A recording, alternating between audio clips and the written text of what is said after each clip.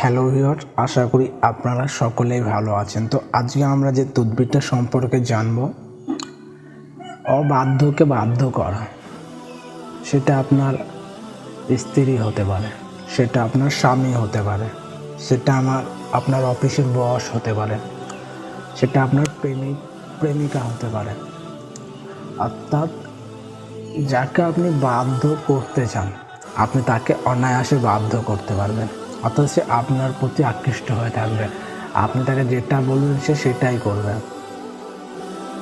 আপনি তাকে দিয়ে যা করাইতে চান সেটাই করাইতে পারবেন।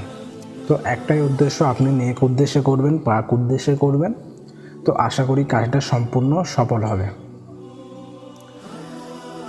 তো আমরা বেশি কথা না বলে আমলের দিকে চলে।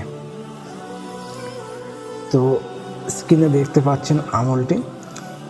তো এটিকে আজকে লেখালেখির কিছুই দেবো না, শুধু বলবেন। কারণ লেখালেখিতে অনেক কিছুই দিয়েছে, অনেকজন লিখতে অসুবিধা হয়। তো মুখে তো বলতে পারবে, তো মুখে বললেও কাজ করা যায়। এখন যত সব তদবির দেওয়া হয় সব রকমই দেওয়া হবে। যেটা আপনাদের সমস্যা প্রবলেম সেটা আপনারা কমেন্ট করবেন। আর তদবিরগুলো করার পর আপনাদের কাজটা হচ্ছে কি না হচ্ছে সেটাও কমেন্ট করে জানাবেন।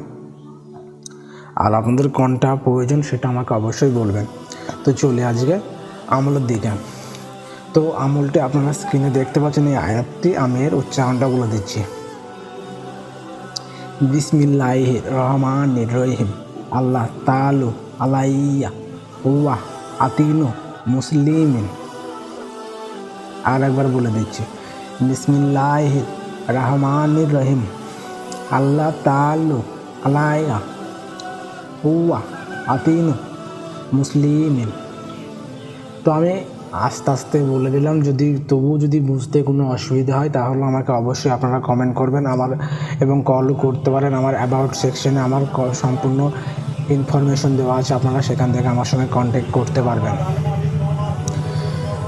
তো এটি কি করবেন, এই আয়াতটিকে 40 বার পাঠ করবেন। কীভাবে পাঠ করবেন বলে দিলাম, এইভাবে 40 বার পড়বেন। একটা গোলাপ ফুল নেবেন, আবার যে সামগ্রিকটা লাগবে। তো গোলাপ ফুলটার উপরে এটাকে 40 বার বলার পরে একবার বলবেন, একবার দম করবেন, অথবা একবার ফুঁ দেবেন, আবার একবার বলবেন, ফুঁ দেবেন, একবার বলবেন, ফুঁ দেবেন, একবার বলবেন, ফুঁ দেবেন। এইভাবে মোট 40 বার বলবেন আয়াতটি, আর ফুঁ দেবেন আপনার গোলাপ ফুল যেটা নিয়েছেন, গোলাপ ফুল।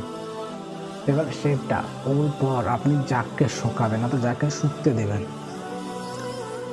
যাকে এর স্মেলটা দিবেন, সে আপনার বশীভূত হয়ে যাবে। তারপর আপনি তাকে তারপর বলতে গিয়ে 2-1 দিনের মধ্যে আপনি তাকে যেটা বলবেন সে সেটাই করবে, কারণ সে আপনার প্রতি, অথবা তাকে আপনি আপনার প্রতি বশীভূত করে নিলেন। তো আজকের তদবির এতটুকু নয়। তো আশা করি সবাই বুঝতে পেরেছেন। তারপরও যদি বুঝতে কোনো অসুবিধা হয় আমাকে কমেন্ট করবেন। সবাই ভালো থাকবেন, সুরক্ষিত থাকবেন। লাইক কমেন্ট শেয়ার করবেন আর সাবস্ক্রাইব করবেন। ধন্যবাদ।